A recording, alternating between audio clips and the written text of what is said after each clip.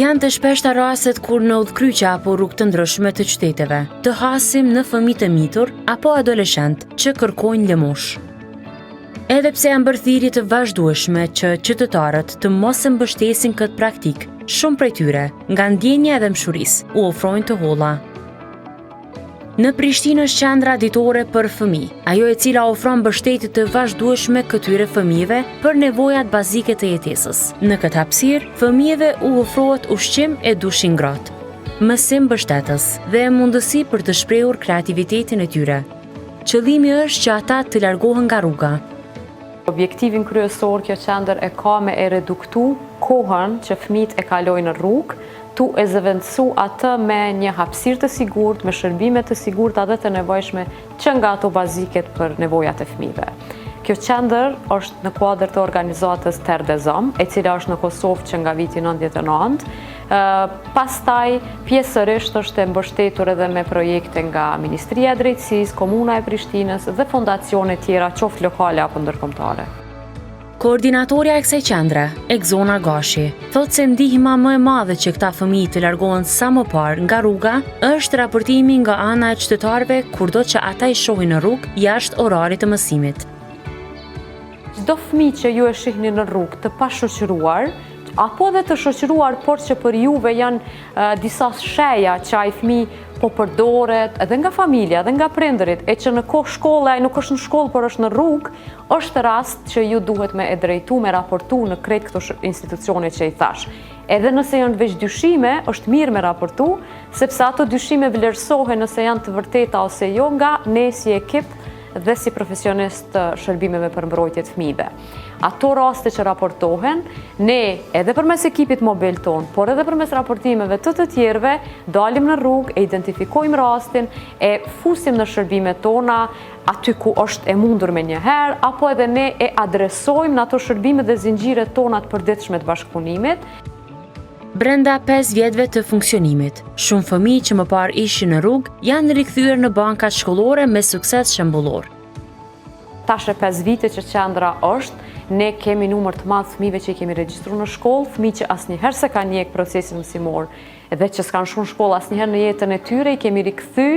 në përmësime klasëve intensive, ata që janë të moshës shkollore, i kemi regjistruar në klasë të parë dhe vazhdojnë me qenë në shkollë, madje kemi raste të fëmijëve që janë me sukses shembullor në shkollë, që bën me kuptu që kanë kapacitetin sikurse krejt fëmijët e tjerë, po rrethanat e jetës, mos kujdesi familjar, e të tjera i ka bërë që ata me qenë rrugë jo në shkollë. Gashi thekson se ofrimi lëmoshës nuk i ndihmon këta fëmijë, përkundrazi, i mban larg bankave shkollore. Vazhdoj me pas fëmijë në rrugë, pavarësisht sukseseve dhe rasteve që ne kemi largu nga rruga pas një pune të konsiderueshme, por teksa kemi ende raste në rrugë, kjo na bën me kuptu që jo e kënaqshme është vetdia qytetare për me raportu, e kemi pak atë qasjen që jemi të dhimbshëm që duhemi me i dhënë pare se po kërkan, mirë po, duhemi me qenë pak më të qëndrueshëm emocionalisht, me menu për të mirë qenien e fëmijëve pak më larg se sa sot edhe aty kur jetu e pa fëmijë në rrugë, me reflektu pak si kur fëmijët e tanë të ishin në rrugë, çka do t'i gjente ata ose çfarë rreziqe do të ketë që janë tepër të mëdha. Kështu që mënyra edhe ndihma më e madhe e qytetarëve është nëse i raportojnë në shërbimet përkatëse, jo me ju dhënë të holla. Qendra nuk ofron ndihmë vetëm për fëmijët në situatë rruge, por edhe për ata që kanë nevojë për mbrojtje, për shkak të dhunës në familje apo prindërve të divorcuar.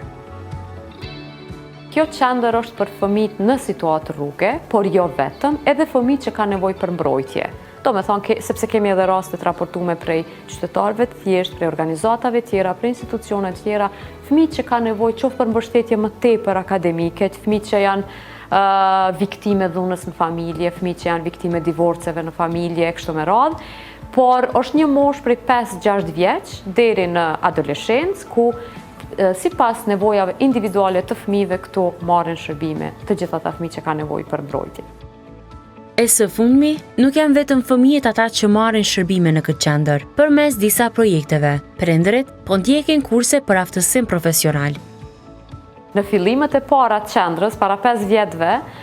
kemi pas raste kur kanë ardhur fëmijët, kur ne i kemi taku në rrugë, sepse ekipi mobil në mënyrë të vazhdueshme bën monitorim dhe identifikim në rrugë.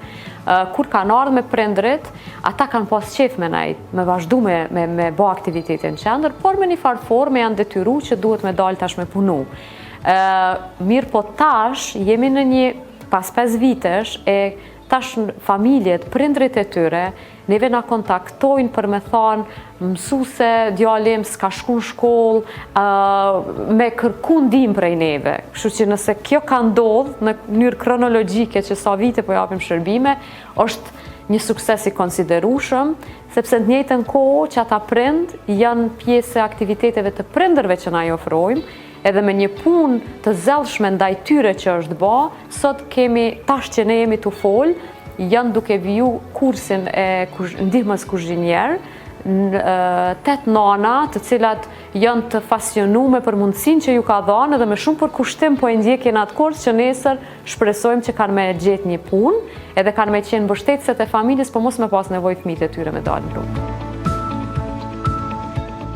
Sipas Gashit, kjo situatë do të vazhdojë të mbetet shqetësuese, përderisa mungon një bashkëpunim i strukturuar mes qytetarëve, qendrave ditore sociale dhe Policisë së Kosovës. Raportimi i rasteve nga qytetarët ndihmon në identifikimin më të shpejtë të fëmijëve në nevojë, duke mundësuar largimin e tyre nga rruga dhe përfshirjen në sistemin arsimor.